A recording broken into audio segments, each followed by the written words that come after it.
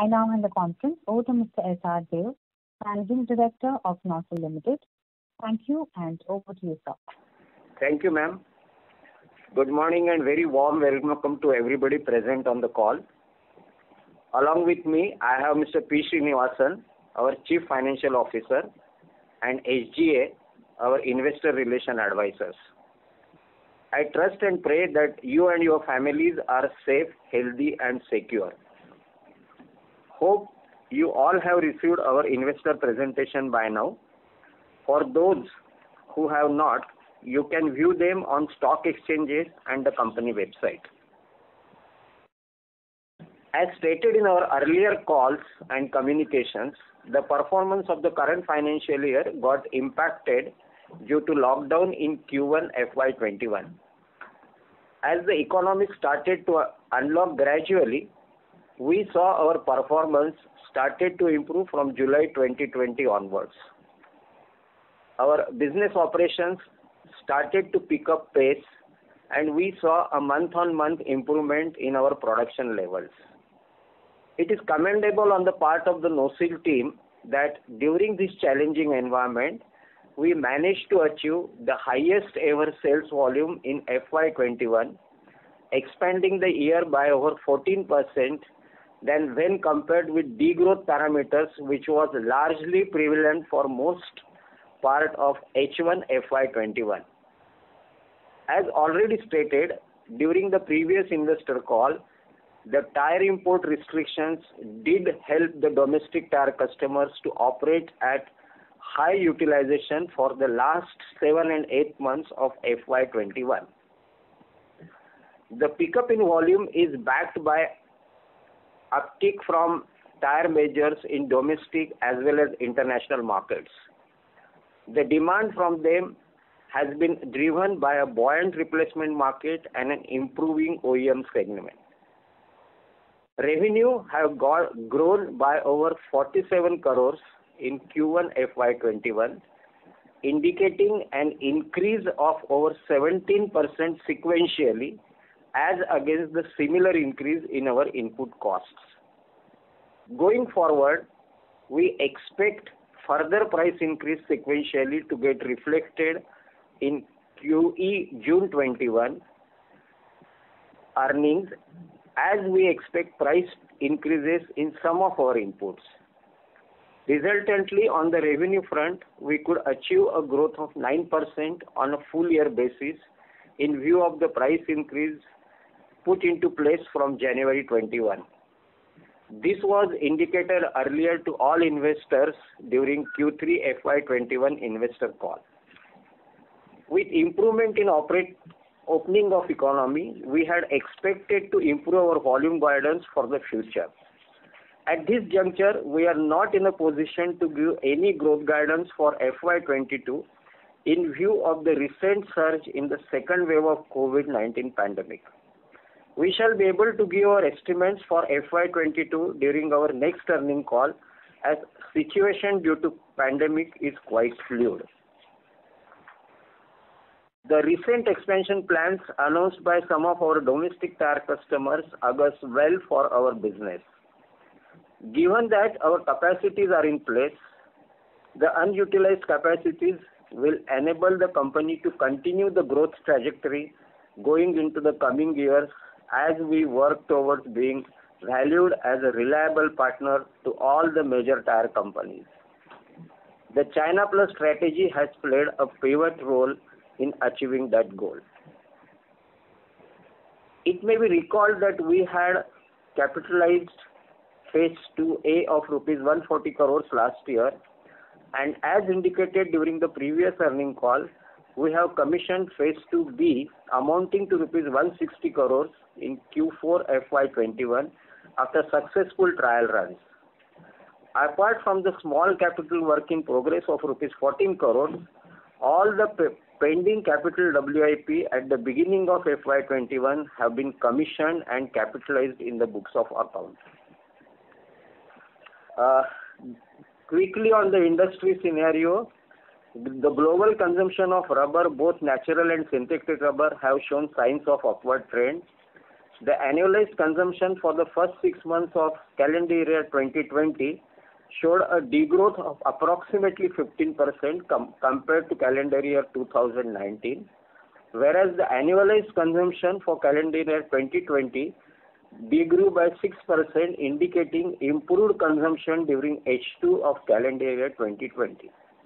The auto numbers also echo the same trend of volume pickup, aided by increasing demand for OEMs, leading to revival in demand for tire majors in both OEMs as well as replacement market. The OEM demand is returning after muted performance in last couple of years, as well as disruptions due to COVID-related challenges in the initial part of the year. As a matter of additional information, the monthly rubber consumption has reached to early 2019 level. With NOSIL being one of the key players in non-Chinese area with presence across entire portfolio of rubber chemicals, the outlook seems to be positive. Our aim is to continue the ramping up of capacity utilization, and if these indicators are sustained, we are reasonably confident to achieve 100% utilization by September 2023. That's all from my side. Now I would like to hand over to Mr. P. Srinivasan to give you update on the financial performance.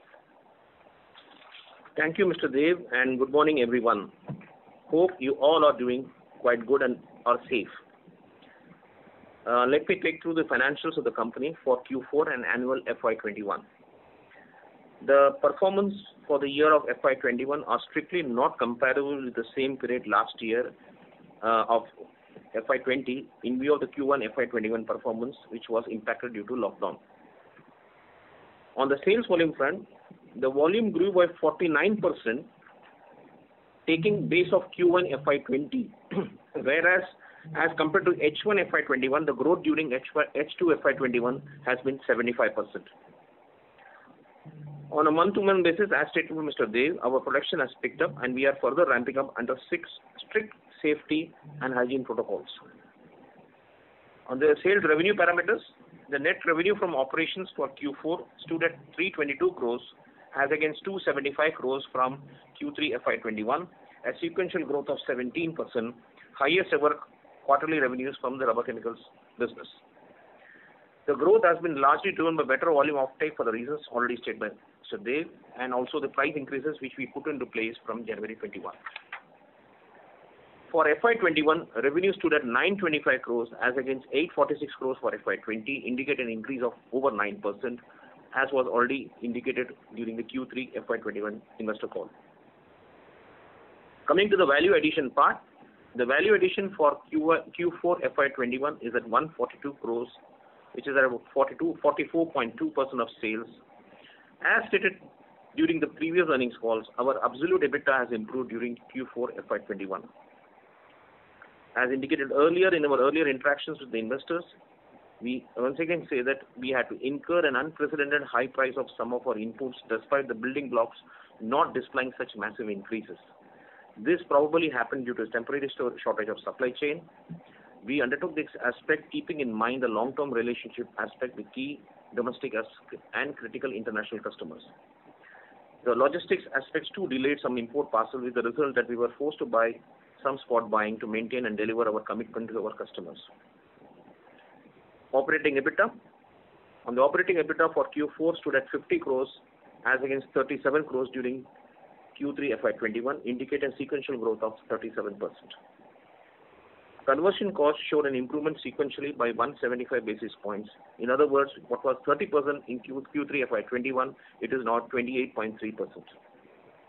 EBITDA margin for the quarter Q4 21 stood at almost 15.95% as against 13.4% in the Q3 FY21, indicating an increase of 250 basis points. For FY21, the operating EBITDA stood at 127 crores. Going forward, with stabilization of input prices and steady improvement in capacity utilizations, as we have built capacities for the future, we are reasonably confident that our absolute EBITDA will show an increasing trend and the margin will also increase as both the parameters improve. Profit before tax. Profit before tax for Q4 FY21 stood at 43 crores as against 29 crores reported in Q3 FY21, indicating a growth of improvement of 45%. For FY21, it is at 104 crores as against 152 crores for the FY20. Just to reiterate, during FY20, we had the anti-dumping protection in the first 4 months. On the profit after tax, the profit after tax for Q4 FY21 stood at 36 crores as compared to 22 crores in Q3 FY21. For the year FY21, it stood at 86.5 crores for the year. With this, we would like to open the floor for question answers. Thank you very much. We will now begin the question and answer session. Anyone who wishes to ask a question may press star and 1 on their touchtone telephone. If you wish to remove yourself from the question queue, you may press star and 2. Participants are requested to use handsets while asking a question. Ladies and gentlemen, we will wait for a moment while the question queue assembles.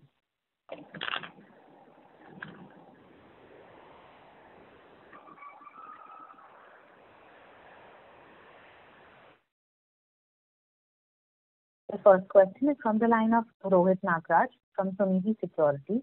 Please go ahead. Thanks for the opportunity and congrats on delivering the very good performance on volume front as well as the realizations have been increasing.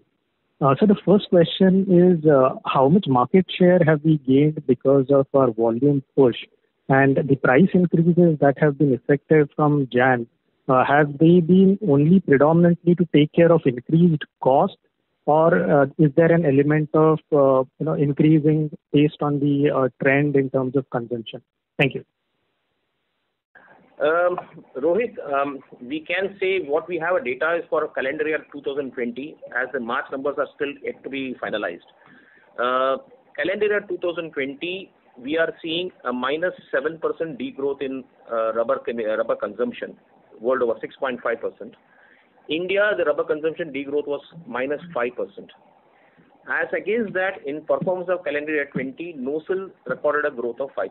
So it's a fact that we have eaten some shares of other players. So that's point number one. What's your second question on the price increases? I think we have already indicated that the price increases were in relation to the proportionate cost increases of a particular finished product. So it's not that we kept the value addition percentage, or because when you're a high price regime, you have to ensure that the customers are not passed on additional benefit. We are not supposed to load additional price increases to the customer than what was not necessary.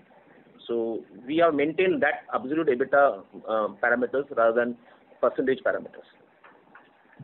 Understood, sir. So the second question is, now that our capex is completely done and we'll be having free cash flow generation over the next couple of years. Now, from the capital allocation strategy, what is the management expecting from a long term? So I'm not talking about 1-2 years, but from a 3 to 5 year perspective, how are we looking at in terms of the next leg of growth? Thank you. Mr. Ray will answer that. Rohit, I think you have rightly pointed out that as we go along, we will have basically the profitability going up. So as far as the growth is concerned, yes, we are looking at the growth of the business, but at this point of time, I would not be able to give you how exactly we look at the growth. We first see the challenges and uncertainties which are being faced at the current level in the market due to COVID and various other parameters. And as we go along, when we make consolidated plans, we will let know to all the stakeholders. Thank you so much, sir, and best of luck. Thank you. Thank you. We would request the participants to please limit your questions to 2 per participant. The next question is from the line of Aditya Khetan.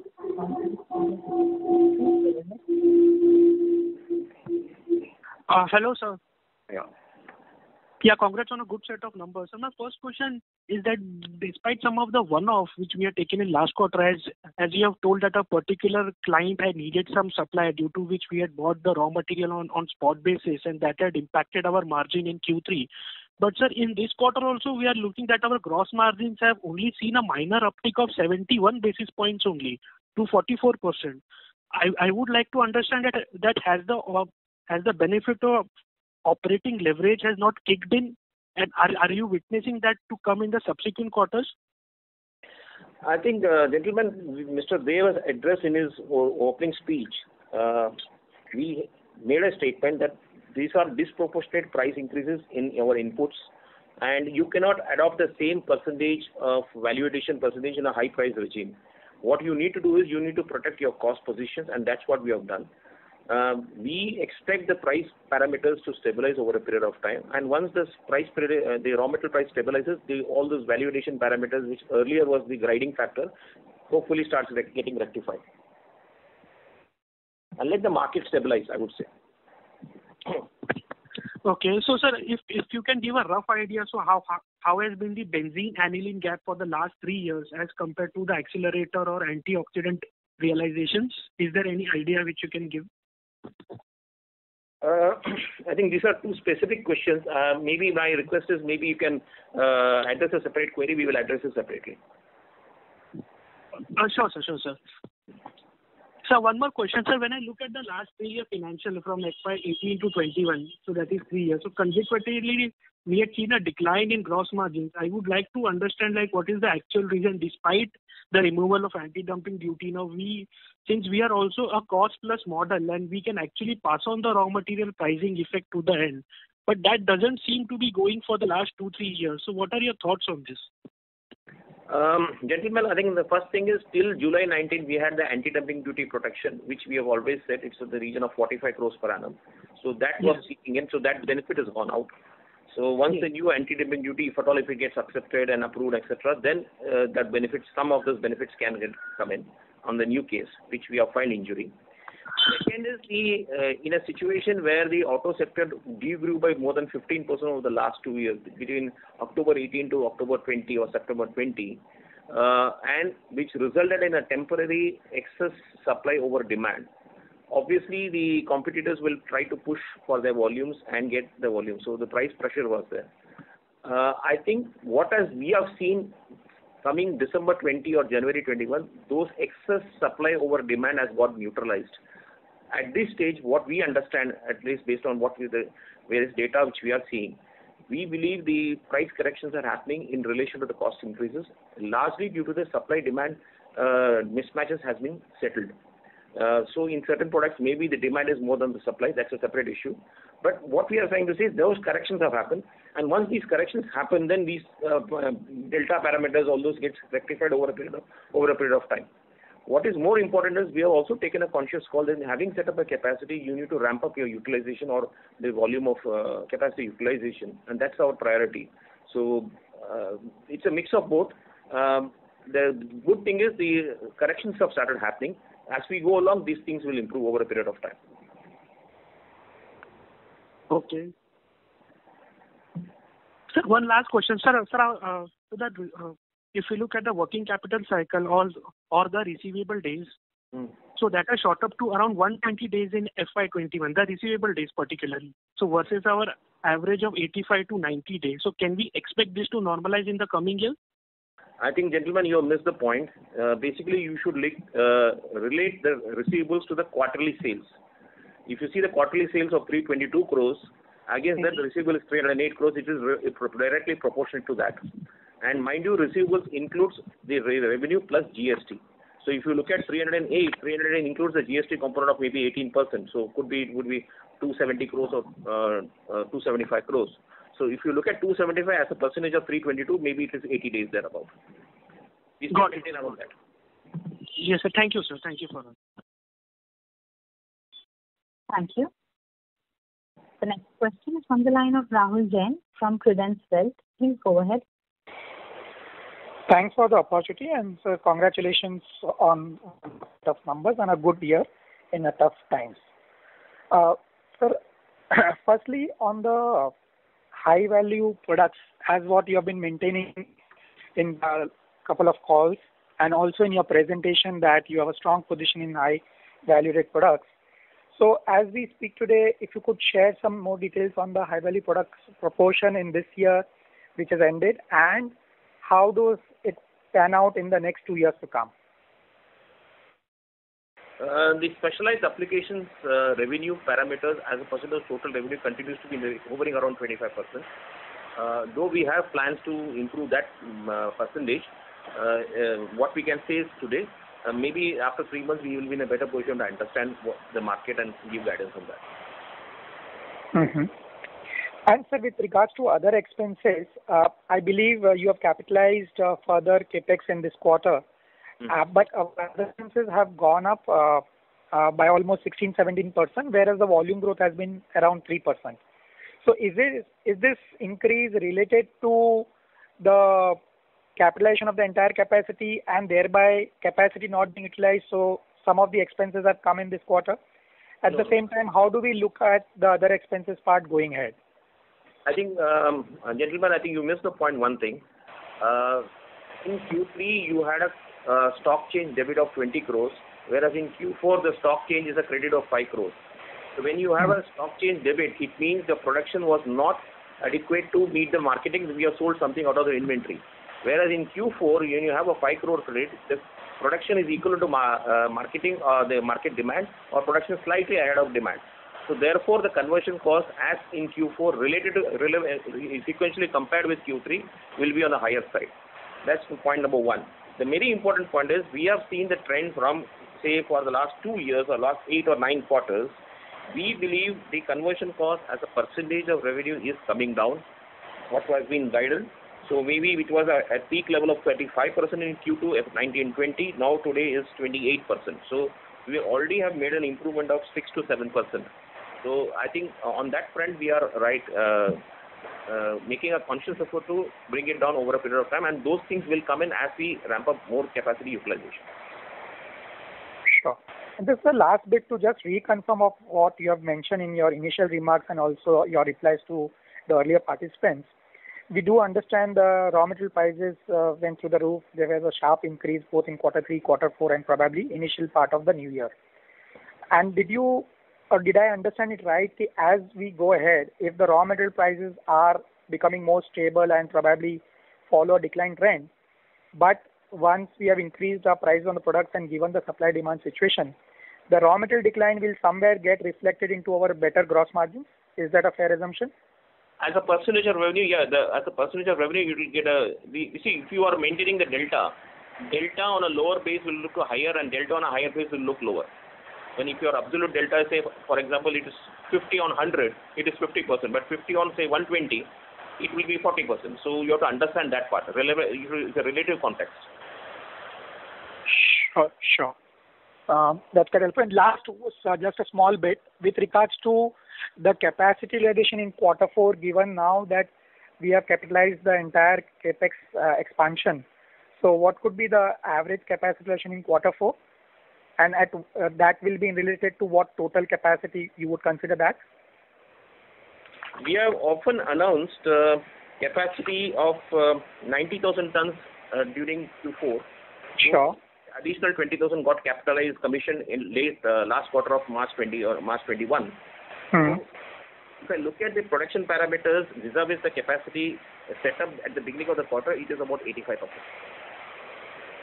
Okay, so you're saying 85% on 90,000, not on 110,000. 110,000 has come now. So that we are saying it will take September 23 before we touch 110,000. Sure, that's quite helpful, sir. Thank you so much and wish you all the best. Thank you so much. Thank you. Thank you. Thank you. The next question is from the line of Nirav Jimudia from Annual Research. Please go ahead. Good morning, sir. Good morning. So I have two questions. So one to Mr. Srinivasan and then to Mr. Deo. So, sir, when we add new customers in the export market, so how much time they normally take for taking the incremental volume? So let's say when they start with a particular volume and they want to take the higher volumes for their plants across all the geographies. So how much time they take for taking those incremental volumes across their several global plants? And once they start taking the volumes, how is the stickiness of volumes with them? So if you can help us understand. I think this is a strategy which is a game regularly being played every quarter with every customer.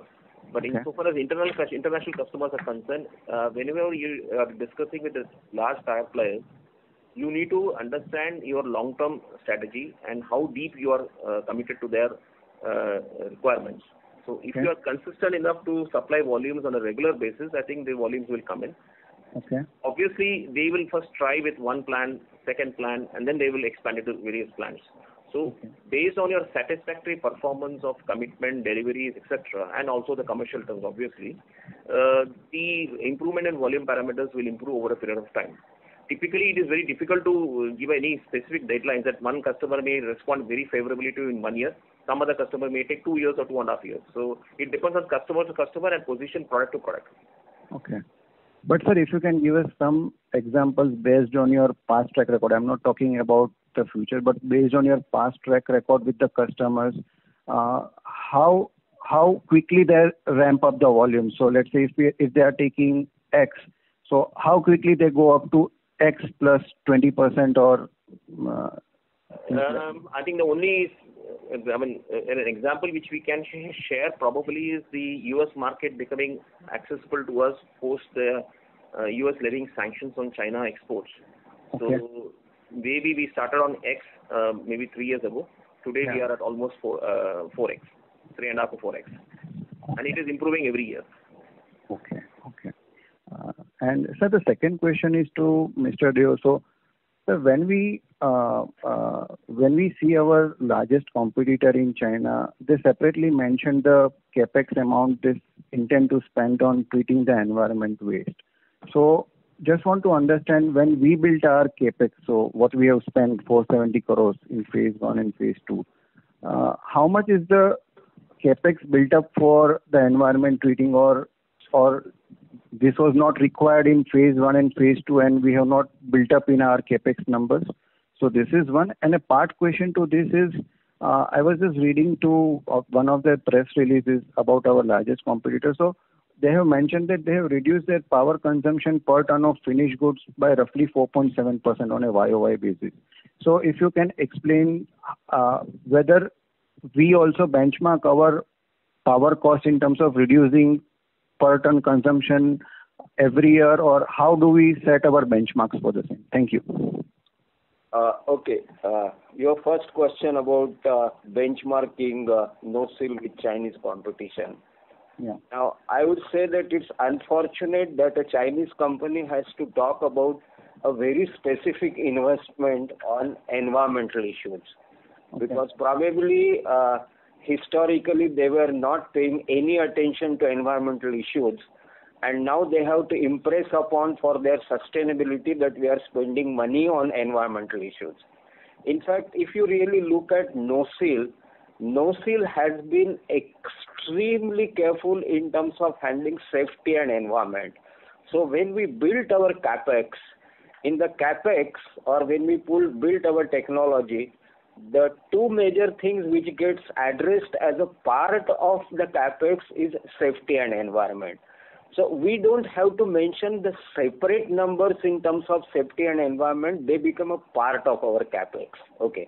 And probably that is one of the reasons NOSIL has a very good recognition, not only as a company with product, but with a company which has a very high level of sustainability, which is now being emphasized by Chinese companies, which NOSIL never had to do. Okay. So I think that hopefully answers your first question. Okay. The second question, will you please just give me a hint? I will be able to answer. Yeah, so I was just telling that so far as what they have mentioned in one of their press releases, that they have reduced their power consumption per ton of finished. I'm coming to that. Okay. Now, let me tell you one thing. I think if you recollect, I think we are basically ISO 9000 14,001, 18,001 responsible care certified company. Also, we have been recently certified for ISO 50001, which is basically the energy conservation. Now, one of the major aspects which are seen, particularly in 14,001 and 50,000, is a continuous improvement in terms of use of natural resources. Okay. Now, when you talk of use of natural resources, it obviously includes energy. So, basically, the performance at the time of certification is not seen in terms of whether you are maintaining the standards. It is always seen in terms of continuous improvement in the standards. Okay. And I think all our auditors are extremely happy in terms of NOCIL's performance, because in all the areas, whether it is environment, whether it is safety, whether it is energy, NOCIL has been consistently showing an improvement in the performance. Again, I think the Chinese competitor probably have to impress upon that they are improving in this area, which has been a culture of NOCIL maybe from last 15 years. Okay. And sir, I would like to add here, just to I think in our director's report there is going to be a mention of the conservation of energy and the benefit. Okay. I believe we should be about 5% benefit during this year. That also is coming. Okay. So Mr. Srinivasan, like what you earlier mentioned to the earlier participant in terms of the gross margins, like on a higher base the percentage falls and on a lower base the percentage improves. But sir, when I see your quarter-on-quarter numbers, I think we have clocked a realization of 14% and a volume growth of 3%. So let's say if the Q3 base was 100 and if we take 14% realization growth and a volume growth of 3%, actually our gross margins improves by roughly 8 to 10%. So is this a correct assumption or am I missing something in between, sir? I don't want to get into specific numbers, yes, but if you are expressing as a percentage, I think on a per kg basis there could be some correction, because that's the reason your profit numbers are also going up if the volumes are not significantly increasing. So that's a derivation which you can, mathematical derivation which you can do in any case. Okay. What is more important is when we are dealing with the customer, it's more important to get the volumes, get the market, and with the competitive price, are we able to manage our cost within that price? That's the challenge, and that's a continuous challenge for across all products, across all customers. Okay. So that's how this. So this is what you are seeing as an absolute number at the end of a particular reporting period. But on a day-to-day basis, when you are dealing with a customer, you cannot get into that specific numbers. What we look at is averaging and how do we do as a business as a whole. Okay. So sir, safe to assume that whether the prices moves up or the prices moves down, from the raw material point of view, our endeavor would be always to protect the per kg margin. Yeah, that's the least we should do, if not better. Because every entrepreneur would like to record profits and generate profits. But at the end of the day, the competition, the market conditions also influences a lot. And in case it's a recessionary market, these things get come under the challenge. But in a stable market or a growing market, these things get magnified or exaggerated, or you start showing a better performance, or because of an introduction of a new product or a development of a high value products, whatever you may call it. Okay. Thanks a lot for answering the questions in detail, and all the best to the entire NOCIL team. Thank you. Thank you. The next question is from the line of Saurabh from Asian Market Securities. Please go ahead. Thank you for the opportunity. Sir, can you give the breakup of domestic and export volumes or mix in Q4 as well as for the FY21?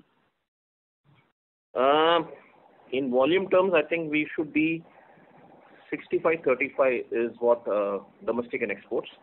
For Q4, maybe it's slightly 67 and 33 probably. Okay. And sir, any update on the anti-dumping for the one product as well as for the three products what we have filed? The investigations are currently on, so we are yet to wait for the outcome of that. It's the investigations are on. So those queries, exchange of communications going on. So we have not heard the final decision. So for the one product, it should come anytime, right? Basically, it got hampered due to the second wave COVID in Delhi. So otherwise this would have come by this time. So because of that, it has been got delayed a bit. Okay. And sir, if you can just give broad, like what percentage of the no-sales portfolio would be this four product? No, I think it's too premature to talk about it. Okay. And it's not well appropriate at this point of time. Okay, fine, sir. Thank you. Thank you. The next question is from the line of Abhishek Datta from Prabhudas. Hello. Yeah. Sir, congratulations on a great set of numbers, sir. So just wanted to know, now that the Chinese economy is also reviving and their exchange rate has also actually appreciated on a YOY basis, because on a 1 year basis, are you getting more leg room to increase the prices for the end products?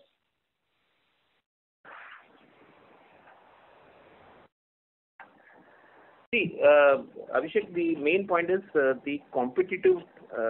I think we made a statement at the beginning that the prices are basically competitive in nature. So you have to look at what the customer is getting, what is it costing to the customer on a particular product or a particular volume. And so long as it's in the competitive range, you get the business. What we have seen, I think what we are trying to communicate across the investors is that there is an unprecedented increase in the input cost, and therefore each competitor earlier were not in a position to pass on because the supply was excess of demand. But now in the last 4 months or 5 months, we are seeing supply is equal to demand, or some cases supply is shorter than the demand requirement. That has enabled the price corrections happening, and that's how we are able to pass on the cost increases. Secondly, if you see as far as no-sale is concerned, we have additional capacities in place, so that also plays well for us to offer additional volumes wherever required. I hope I'm able to answer the question. Yeah, so Mr. Deo alluded to some price hikes which will be reflected in the month of June.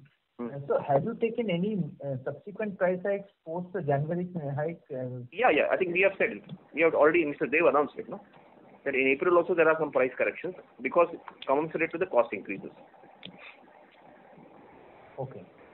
And sir, finally, sir, I just didn't get this utilization thing correctly. Like, so you are saying that 85% of 90,000 ton is for the Q4 average. Correct. And when can we expect, like, what will be the peak utilization? Like 90% for the whole 110,000 is what you... 95%, I think we said September 23. Okay, sir. Okay, sir, and all the best and many congratulations, sir. Thank you. Thank you.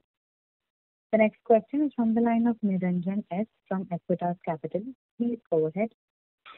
Yeah, thanks for the opportunity. So we compare the gross margins for no-sale as well as China Sunshine for the period of this March 21 versus H1 CY20. So what we see is the numbers for no-sale have worsened drastically, and whereas for China Sunshine it has improved. To give you the numbers, no-sale numbers, it was 49% in H1 CY20, and now in this March quarter it is 44%. And for China Sunshine it has improved from 23 to 31. So wanted to understand what is the disconnect over here? What we have data with us is that the China Sunshine gross margin is about 40% today, and we have the data from calendar year 13. It starts from 36% to 40% over a period of 7 years, whereas we are at 44 today. So I think that's just for your information. I think the second issue is that I don't know where you are getting this number of 23%, or I'm not able to understand, but what we have the data is 36% to 40% over the last 7 years.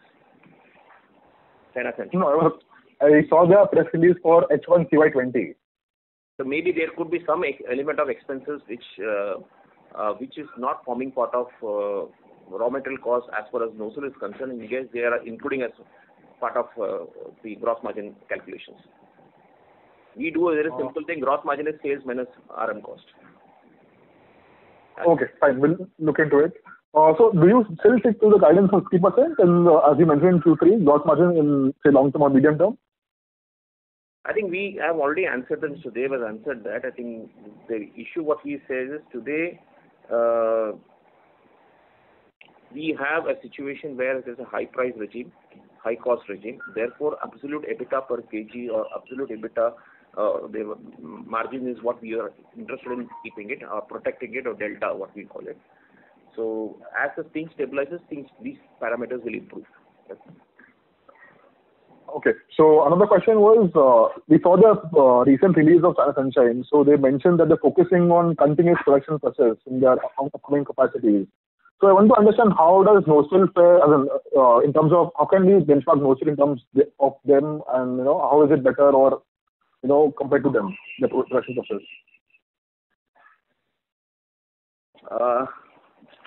I think this is a very tricky question to answer in terms of benchmarking the technologies. Okay. But what I can tell you is, as we have been saying, we have a research center, we develop our technologies, and our endeavor is to create technologies which are world class. I think in the previous answer, I also told you about environment. Okay. Now, we also develop our own technologies for environment. So as far as the technologies are concerned, I would still place that NOSIL is better than China Sunshine in terms of technology. However, I think if you look at their volumes are far more higher. Okay, and that gives them an advantage. Okay, thanks a lot.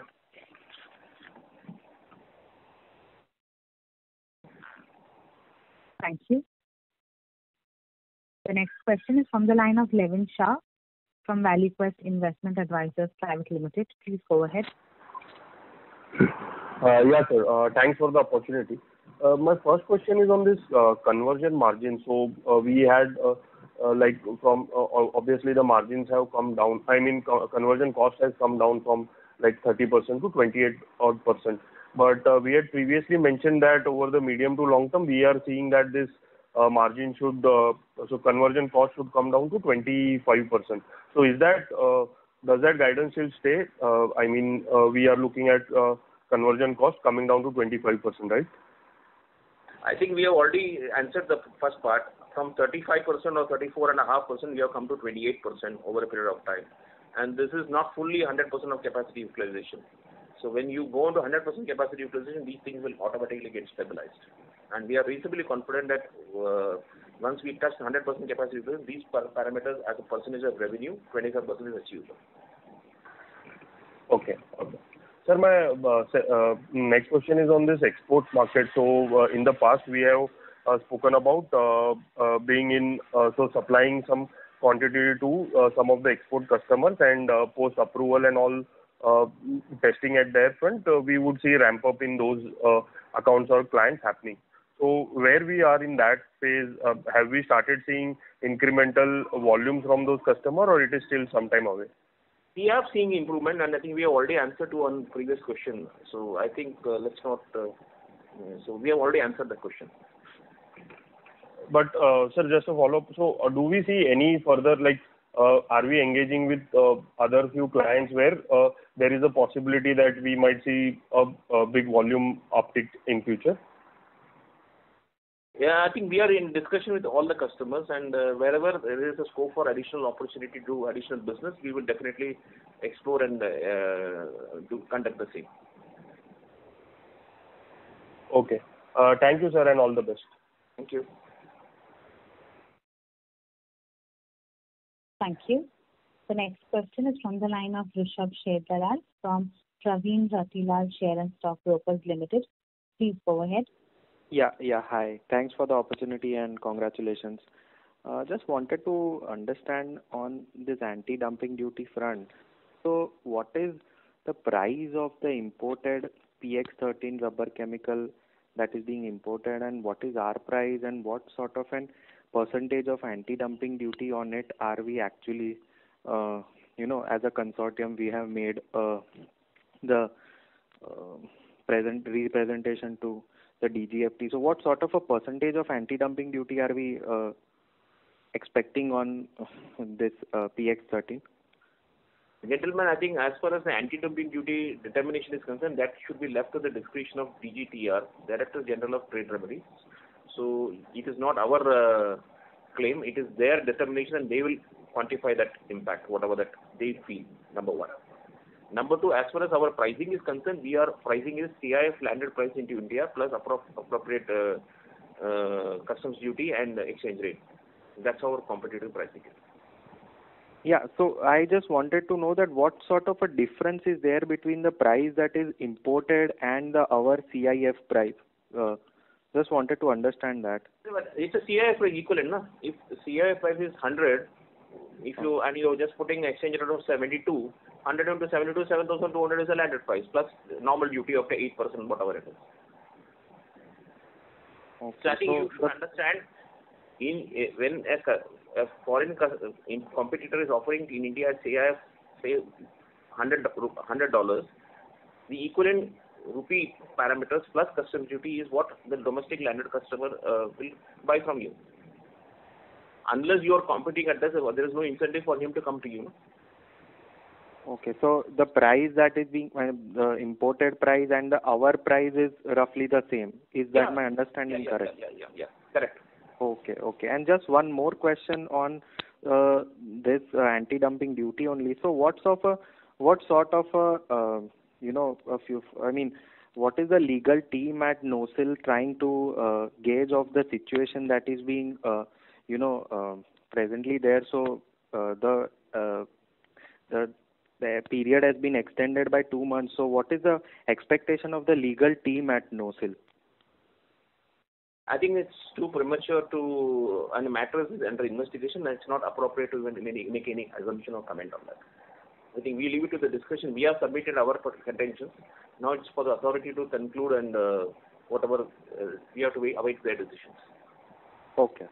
Yeah, thanks a lot for answering in detail, and once again, all the best to the NOSIL team. Thank you. Thank you. The next question is from the line of Sanjaya Satpathy from Ampersand. Please go ahead. Hi, sir. Congratulations once again on a good set of results. Sir, your hesitation in giving a guidance for fiscal 22, can you just explain it that how bad has been this quarter one, and if this issue of lockdown gets over, let's say in quarter one, then what will be your expectation of a full year number? Gentlemen, the first point is, what we said is, while commenting on FY21, we said Q1 FY21 was bad, whereas Q1 FY22 as compared to Q1 FY21 is definitely better. Yes. And we would like to expand our capacity or pursue the growth, but once the lockdown gets opened up, or once the economy starts opening up, we will work out accordingly. But what we are seeing is the first 1.5 months or 50 days of sales, what has happened, is shown a good trend. The question is how long this lockdown will persist, we don't know. But to summarize, the Q1 FY22 volumes will be far better than Q1 FY21. And how does it compare with quarter 4? No, that's too premature to talk about it today. No, I mean, you already know quarter 4 number. We have quarter 4 number, but we have this June month, which is uncertain, and which is the last few days of May uncertain. So we don't know what's going to happen. Wherever we are possible, we are able to conduct our sales, but there are challenges. So it's little premature to talk about it. And exports is no way going to mitigate the near-term softness of domestic demand. See, the contracts are generally entered before the commencement of the quarter. So once the export volume is fixed, you have to supply as per that. There could be some minor tolerance limit here and there that additional quantity we may explore it and supply it, but not otherwise. And logistic challenges are often there in exports. So even in March we had some delayed shipments, which got postponed to April. So that's part of life. And the logistics issue, which was there probably because of Suez Canal, etc., is that something which is not yet normalizing? It's still not normalized. There are some challenges. And sir, lastly, I just want to understand from you that when as you were kind of in the middle of you forming up your next expansion plan, will that next expansion plan be simple expansion of current product lines, or you have scope to decisively move into something which is different from your current product line, both in terms of value addition as well as different type of product, so which will kind of give you not only scale but also some kind of a diversification benefit in times like this? Mr. Dev is going to answer this question. See, basically, as far as the expansion plans are concerned, we continue to scrutinize various options. Okay. Now, the options could be in terms of continue to expand in rubber chemicals. The options could be to look at the other products which are value addition. Okay. And at the end of the day, we look at the feasibility and then decide where NOSIL should grow. Okay. So I think we keep both the options open, and we will look at it as we go along. And when do you think you will be able to share your plans, sir? I think right now, since we are in the midst of COVID and there are a lot of uncertainties in terms of everything, in terms of even the manpower availability, I think we will start looking at the real time in terms of implementation, and then we'll come back to you. Okay. Thanks a lot, sir. Thank you. The next question is from the line of Deekshant from DD Investments. Please go ahead. Hello, Mr. Srinivasan. It's a pleasure talking to you. Firstly, thank you to our company. We have really gone through some tough times, and our company has performed really well. So congratulations on that, sir. Thank you. My first question is regarding the DGTR, and second about an allotment of ESOPs around 2004. So going on to the allotment first, I see that senior management has been allotted with 115,075 shares. So can you please enlighten us who is the senior manager who has been allotted the share, and is Mr. Srinivasan a part of this? Gentlemen, we all of us, over 20 employees, are being given ESOP grants as per the board remuneration committee, and these grants are the ESOP policy, which is generally valid for 10 years from the date of grant, and each employee is given the freedom to exercise as per his needs. So some employees have exercised as per their needs. That's an ongoing process. So there is nothing, and Mr. Dev, myself, and others are also a part of this scheme. Understood, sir. Understood. So I see that you have a very good, a very good trajectory with the ESOPs. So that's just a point of curiosity as an investor from my end. So second question is on DGTR. I see that the team has put a lot of efforts into this, and in regards to the PX13 case that is ongoing, so the preliminary findings say that the anti-dumping duty could be of $1,200 to $1,500. Now, as a team of NOSIL is very good financially, we must have done some cost-benefit analysis here. If, and that's a big if we get this, do you think we would see any significant change in EBITDA and net margins? And if this happens, is there any particular numbers that you can give us as guidance? Again, I think we have answered the previous question on this. And the investigations are on, so it's not appropriate to talk about what are the impact on EBITDA because we don't know what is going to finally come in. So let's wait for the final decision from the government bodies. Number one. Number two, the DGTR levies anti-dumping duty on specific exporters. So Yes, you have to look at the weighted average of that and what are the customers' options to that. So it's a jigsaw puzzle by itself.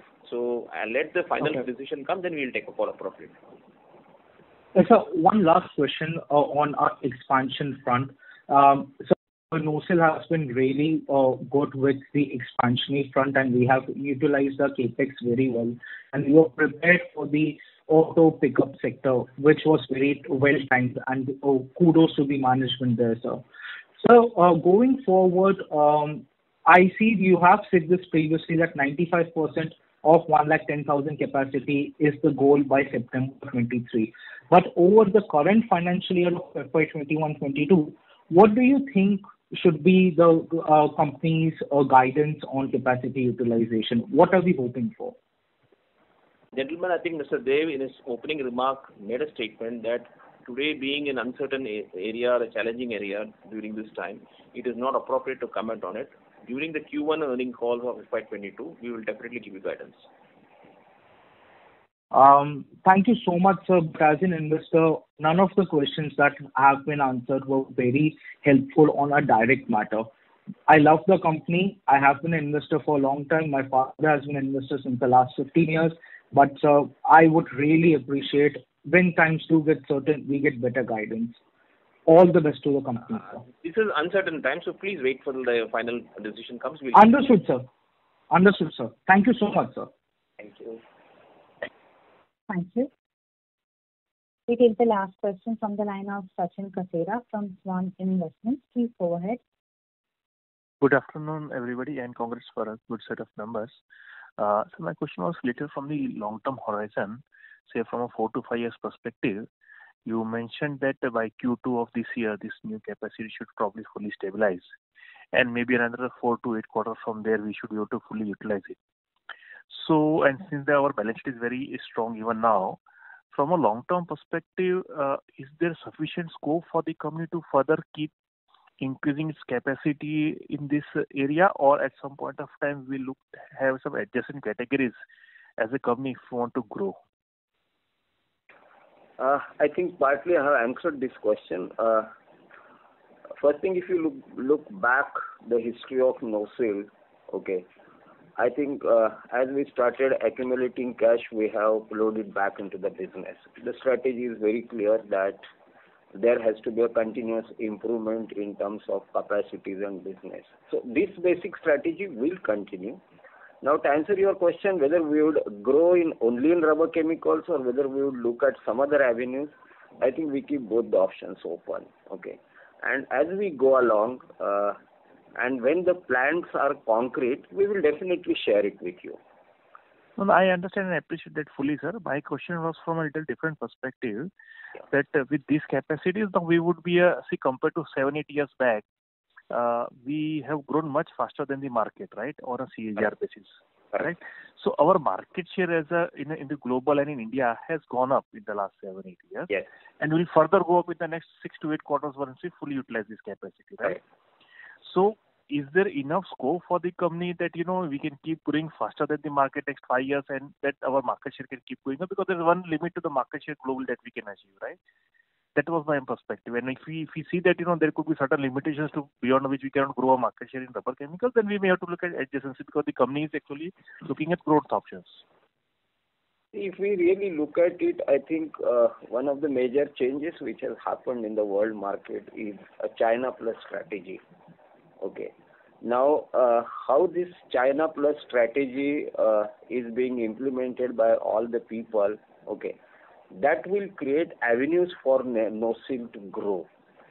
And since NOSIL is one of the largest rubber chemical manufacturers out of China, NOSIL has a great advantage to be in this business and continue to expand in case the China Plus strategy is being implemented by all the customers to certain extent. So we also see that NOSIL also could grow in rubber chemicals business. Okay. Thank you so much, sir. Thank you. That's the last question. I would now like to hand the conference over to Mr. Dev for closing comments. Thank you very much, ma'am. So, gentlemen, these are challenging times which does bring some element of uncertainty. We are hopeful that India will bounce back and all stakeholders will take India forward, and we are hopeful with the capacities already in place, we shall see further movement and growth in volume as well as revenues in FY22. I take this opportunity to thank everyone for joining the call. I hope we have been able to address all your queries. For any further information, kindly get in touch with us or Strategic Growth Advisor, our Investor Relation Advisor. Thank you very much. Thank you. On behalf of NOSIL Limited, that concludes this conference. Thank you for joining us, and you may now disconnect your lines. 275.